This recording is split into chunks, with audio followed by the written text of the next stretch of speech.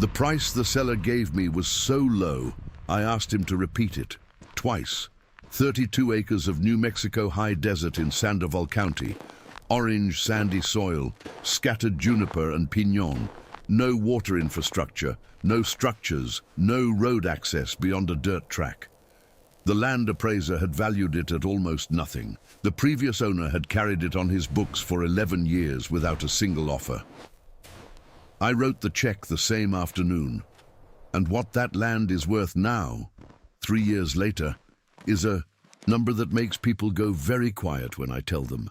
Sandoval County sits in the high desert of north-central New Mexico, where the Colorado Plateau meets the Rio Grande Rift Valley, and the landscape does things that don't happen anywhere else in America. The elevation runs between 5,000 and 7,000 feet, depending on where you're standing. The soil is orange, genuinely deeply orange, a combination of iron-rich sandstone parent material and wind-deposited sediment that gives the whole landscape a color palette that looks like it was designed by someone who had never seen restraint. The sky above it is the particular deep blue that only exists above 6,000 feet of elevation, and the light at sunrise and sunset hits the orange soil and turns everything the color of fire. It is one of the most visually extraordinary landscapes in the United States, and the land in it, if you don't know what you're looking at, appears to be worth almost nothing. The 32 acres I purchased had been on the market for 11 years. In 11 years, not a single buyer had made a serious offer. The listing had been renewed so many times that the realtor handling it had essentially given up thinking about it. When I called to ask about the property, there was a long pause before she said, "Oh, that one." She was honest with me, which I appreciated. The land had no water rights on record, no well, no power connection, no road beyond a rutted dirt track that became impassable. After rain, the soil was classified as sandy loam over caliche, a calcium carbonate hardpan layer that in the southwest can be so dense it requires a jackhammer to penetrate. Previous attempts to dig fence post holes with a standard auger had reportedly broken the equipment. The surrounding area was a mix of inactive cattle grazing leases and undeveloped parcels held by speculators who had bought in decades earlier, hoping for residential development that had never come. There was one active ranch 3 miles to the east. The nearest town was a small community 20 minutes away on paved road. When I drove the dirt track to the property boundary for the first time, stepped out of my truck and looked at what I had just agreed to buy, the silence was extraordinary. Not peaceful silence, working silence. The kind of silence that the high desert makes when the wind drops and there is genuinely nothing between you and the horizon but orange soil and juniper trees. I had bought 32 acres of that silence for less than the cost of a used pickup truck. The question was, what to do with it? Cheap land is never actually cheap. The price is low because something about it is difficult. The location, the water, the soil, the access, the legal history, the infrastructure cost. Understanding exactly what makes a piece of land cheap is the most important analysis you can do before you buy it, because that analysis tells you whether the difficulty is solvable or fundamental. Fundamental difficulty means the land will always be worth what you paid for it.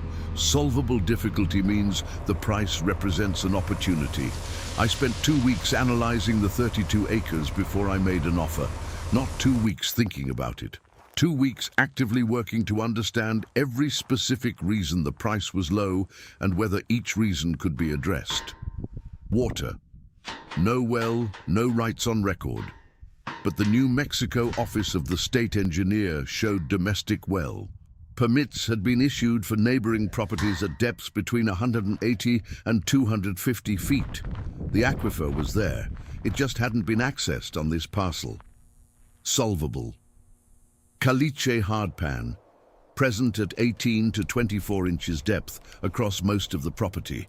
But the New Mexico State University Agricultural Extension had published research on caliche management in the Rio Grande region, a combination of deep ripping, organic matter addition, and strategic planting could work with the caliche, rather than against it. Solvable, road access. The dirt track was rough, but the right-of-way existed legally. Gravel and grading work would make it functional year-round. Solvable. Power.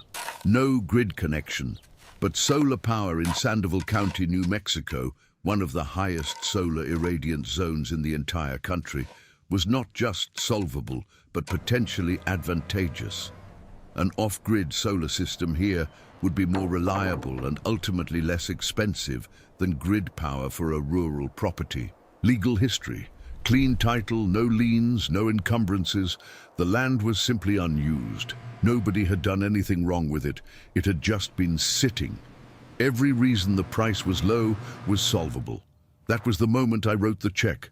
The soil of Sandoval County is not what most people think of when they think of agricultural land. It doesn't look like the dark, rich Midwest topsoil of the American imagination.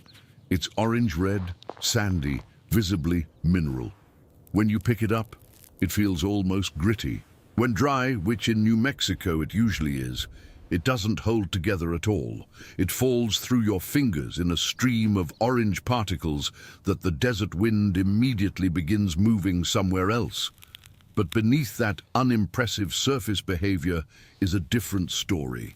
The sandy loam texture, which makes the soil look poor, actually has a significant advantage. It is extremely well drained and warms quickly in the spring sun. Unlike clay soils that stay cold and waterlogged through March and April, New Mexico, sandy loam at 6,000 feet elevation is workable and warm by early April.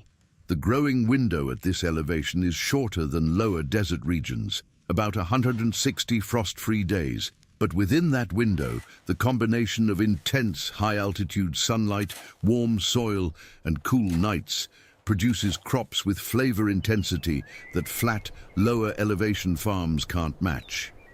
The caliche layer, the hardpan that had broken the auger equipment and scared off previous owners, was a genuine obstacle but also a storage system. Caliche acts as a moisture barrier in the soil profile. Water that penetrates the sandy surface layer hits the caliche and spreads laterally rather than draining away. In a region where annual precipitation averages 12 inches, that lateral moisture retention is actually valuable. The trick was managing the caliche, so it worked for the farm rather than against it. The soil test results. I had samples analyzed by the New Mexico State University Soil Lab. Before making my offer, showed something that the visual appearance didn't suggest. The mineral content was exceptional. Iron, calcium, magnesium, trace minerals deposited by millions of years of geological activity and held in the orange sandstone parent material. The soil wasn't depleted. It was waiting for organic matter and water to unlock what it already contained. Feed this soil, give it water, protect it from the wind, and it would respond. The first major investment was the well. Without water, everything else was a plan on paper. I hired a licensed well driller from Bernalillo who had spent 30 years putting wells into the Sandoval County aquifer system. He was a quiet man who communicated primarily through the deliberate way he moved his equipment. But when I asked him directly what he thought my chances were of finding water at a reasonable depth, he said, "You'll find it. Question is how deep and what flow rate." He set up the rig. On the second day, I owned the pool in property, positioning it based on his reading of the terrain and his knowledge of the local water table geometry. The drill went down through orange sandy soil, through the caliche layer, which the drill handled without drama, through alternating layers of sandstone and clay, and at 210 feet hit a producing zone. The flow rate was 2.5 gallons per minute. Modest, but more than sufficient for a drip-irrigated production operation of the scale I was planning. The water quality test, came back clean and slightly alkaline, which was typical for the region and manageable with pH adjustment in the irrigation system. The well changed everything. From the moment the pump was installed and water came up through that pipe, cold, clear, New Mexico groundwater from 210 feet below the orange desert surface, the land had a future that it hadn't had the day before. I stood in the high desert wind with water running across my hands and thought about the 11 years this property had. Sat on the market, 11 years of value waiting for someone to drill 210 feet. The caliche hardpan had to be addressed before any serious soil work could begin. Not removed, that would be impossible across 32 acres and unnecessary. Broken, fractured enough to allow root penetration and water movement while preserving its moisture retention function at depth. I rented a subsoiler, a heavy single-shank implement pulled by a tractor that runs a curved steel shank through the soil at 18 to 24 inches depth, shattering the caliche layer without bringing the shattered material to the surface. The tractor required to pull a subsoiler through Sandoval County caliche had to be substantially larger than anything I had initially planned. The hardpan in the most developed sections was dense enough that lighter equipment stalled. But it worked. Pass by pass across the main production zones, the subsoiler shank ran through the caliche, fracturing it, opening channels. For future root penetration, the fractured caliche didn't disappear. It was still there, just broken into pieces rather than a continuous barrier. Roots would grow through the fractures. Water would percolate through them. The layer would continue to provide lateral moisture retention while no longer blocking downward movement entirely. After the subsoiling, the surface soil was visibly changed. The broken caliche material, incorporated into the upper soil profile by the tillage action, had lightened the color slightly and added mineral complexity to the texture. I added composted organic material, green waste compost from a municipal facility in Albuquerque, available cheaply in large quantities, and worked it into the broken soil profile. The combination of fractured caliche, organic matter, and the alkalinity-adjusting sulfur I broadcast simultaneously began the chemical process of making this soil available for crops. Two infrastructure investments that most people overlook, but that determined the property's future value as much as the well. The road first. The dirt track from the county road to the property was 3/4 of a mile of rutted, rain-vulnerable, high-clearance vehicle-only access. Every load of materials, every piece of equipment, every market delivery depended on that track. I had it graded, crowned for drainage, and surfaced with 3 inches of crushed gravel from a local supplier. The difference was immediate and dramatic. A road that had been impassable after a half-inch of rain became a year-round all-weather access route. A graded gravel road sounds modest. On a rural New Mexico property, it is the difference between a piece of land that is accessible and one that is not. Accessible land is worth significantly more than inaccessible land, even when every other characteristic is identical. The solar system came next. Sandoval County, New Mexico, averages over 300 days of sunshine annually and sits in one of the highest solar resource zones in North America. Running a grid connection to the property would have required a significant utility infrastructure investment and ongoing monthly costs. Instead, I installed a ground-mounted solar array, 12 panels, with a battery storage system that provided reliable power for the well pump, drip irrigation controls, the barn's lighting and refrigeration, and the processing equipment. The solar system paid for itself in avoided utility connection costs within the first year, and a property with independent, reliable off-grid power in New Mexico, where grid outages during summer monsoon season are common, is a meaningfully more valuable property than one dependent on utility infrastructure. New Mexico has one of the most distinctive agricultural identities of any American state, built around crops that have been grown in this specific soil and climate for centuries before European contact, and have been refined by the cultures that have farmed here ever since. Hatch-style chili peppers. The New Mexico chili culture is one of the most deeply rooted food traditions in the American Southwest. Red and green chili are not just crops in New Mexico, they are cultural identity, seasonal ritual, the basis of the state's most distinctive cuisine. I planted a substantial section of New Mexico Big Jim and New Mex Heritage 6-4 varieties, both adapted to the high desert climate and producing the thick-walled, intensely flavored pods that the regional market demands.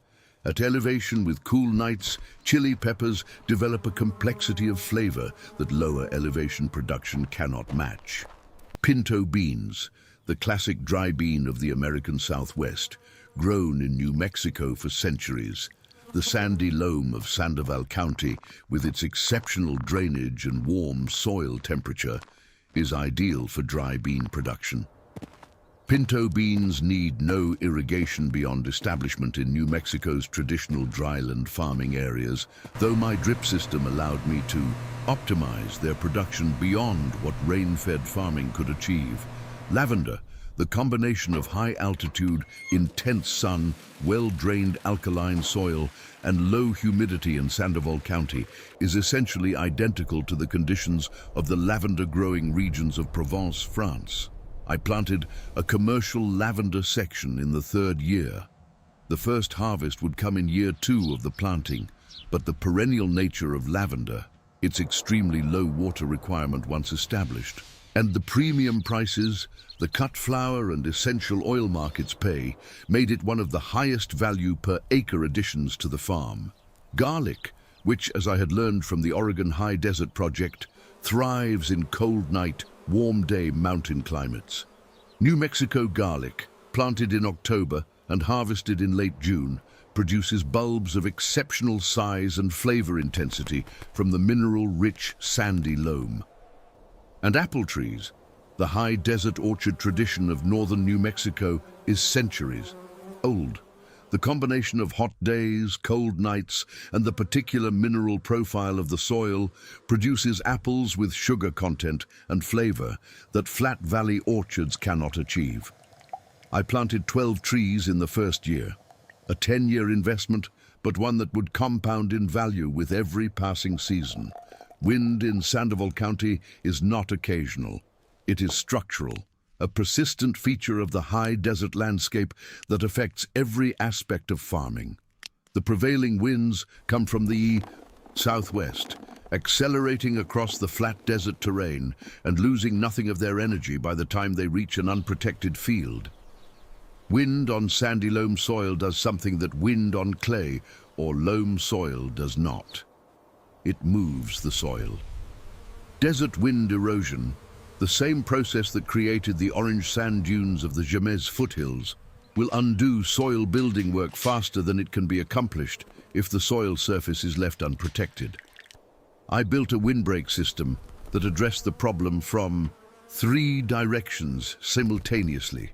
Living windbreak, 4 rows of native New Mexico trees and shrubs along the southwestern boundary, 1-seed juniper, Apache plume, and 4-wing saltbush, all native to the Sandoval County elevation and climate, all deep-rooted and drought-adapted, all requiring no irrigation after the first establishment year.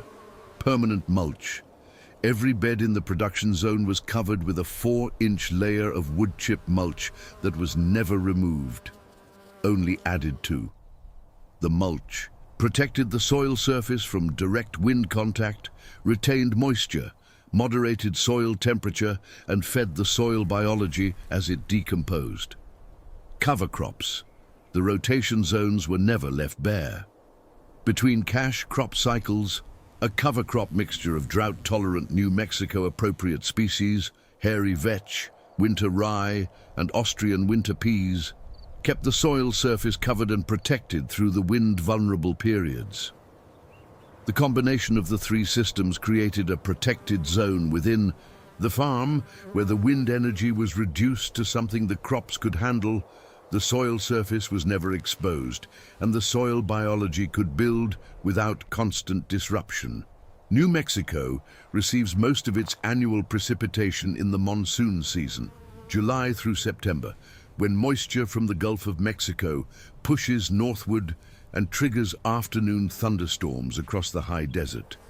In Sandoval County, the monsoon is not a gentle agricultural rain. It is intense, localized, and often violent.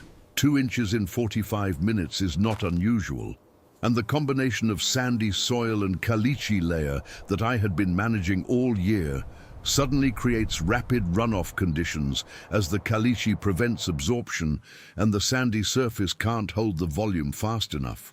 The first monsoon season tested everything I had built.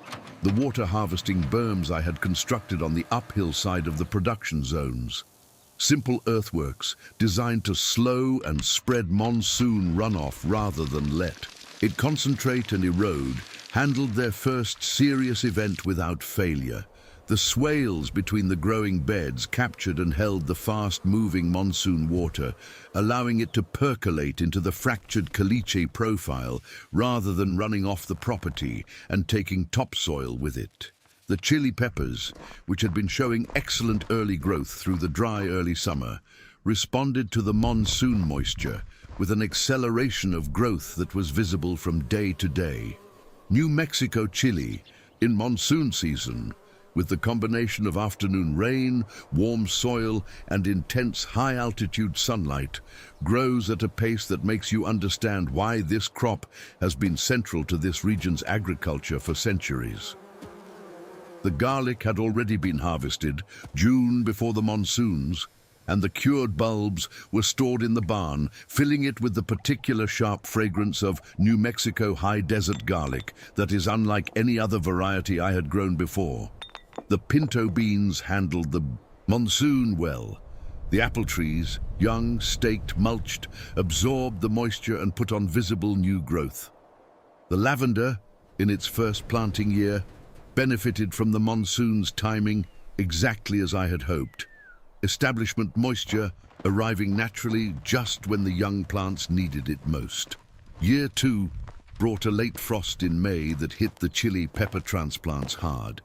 I had watched the forecast carefully and had row covers ready, but the frost dropped lower and lasted longer than the forecast suggested, and by morning the most exposed chili plants, the section closest to the northeastern corner where cold air pooled on clear nights, showed significant damage. I lost about 30% of the chili transplants. The replanting cost time and money. It pushed the chili harvest later into the season, reducing the time available before the first fall frost closed the growing window. The yield from that section was significantly below what I had planned.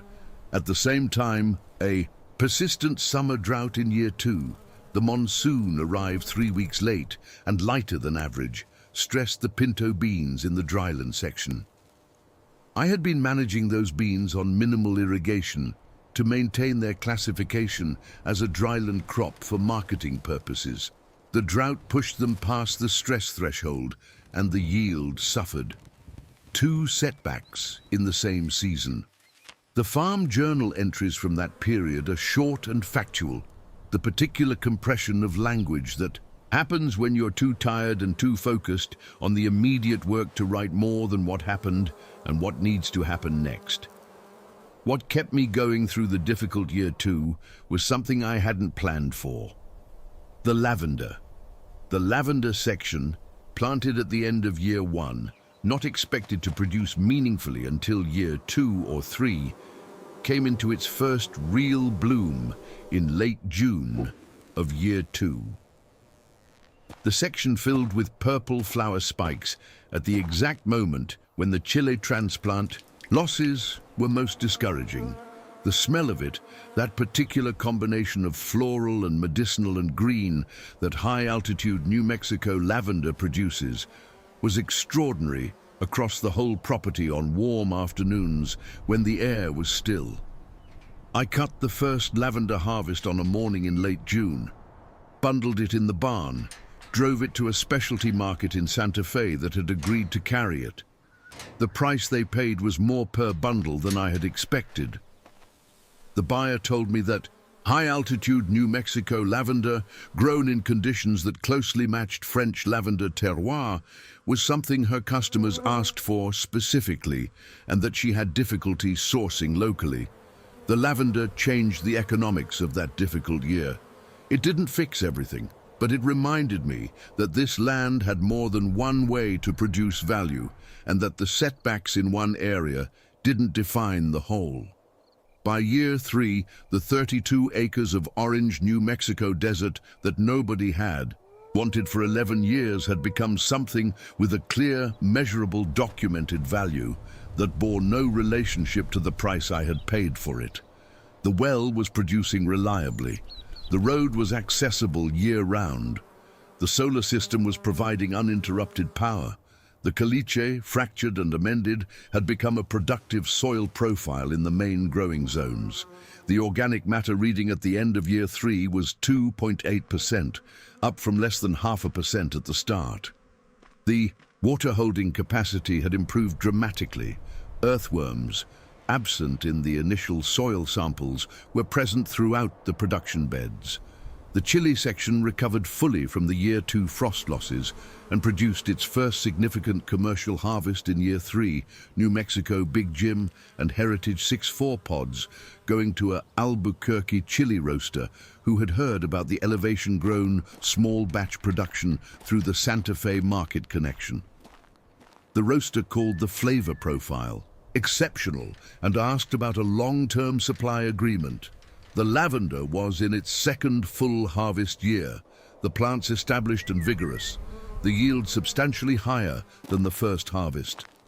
The essential oil distillation operation I had added in the second half of year 2, a small copper alembic still used for distilling lavender essential oil from the harvest, produced oil that was selling at a premium to soap makers and aromatherapy suppliers in the Southwest who specifically sought locally sourced high-altitude New Mexico lavender oil. The apple trees were in their 3rd year of establishment, still not producing fruit, but growing visibly and building the permanent infrastructure that would eventually anchor the farm's perennial income. The garlic, now in its 3rd production season, had developed a reputation at the Santa Fe farmers market that I had not anticipated. People came back specifically for it. A chef at a restaurant in Albuquerque had featured it on her menu with the specific provenance, Sandoval County high desert garlic, and the response from her customers had generated a waiting list for my next harvest. Let me tell you what 32 acres of Sandoval County orange desert is worth now, 3 years after I paid almost nothing for it. A licensed New Mexico appraiser walked the property in the fall of year 3. He examined the well documentation, the solar infrastructure, the road improvements, the production zones, and their soil. Improvement records, the lavender planting, the orchard, the established windbreak, the water harvesting system. He spent most of a day on the property. He did not say much while he was working. Appraisers rarely do. His final report valued the property at significantly more than 11 times what I had paid for it. 11 times. The land that had sat on the market for 11 years with no offers. The land the appraiser who valued it originally had classified as having almost no agricultural potential. The land that the previous owner had carried on his books for over a decade, hoping someone would take it off his hands. What changed? The land itself didn't change. The orange soil is still orange. The sky is still the deep blue of the New Mexico high desert. The juniper and pinon are still there. What changed was the infrastructure, the water, the road, the power, the soil work, the plantings, the lavender, the chili, the garlic, the apple trees, the documented production history, the market connections, the evidence compiled over 3 years that this land could produce income reliably at a scale that justified the infrastructure investment. Cheap land has a price for a reason. The reason I found in Sandoval County was solvable. Every single reason was solvable. It just required someone willing to do the solving. I paid almost nothing for this land. Here is what it is worth now.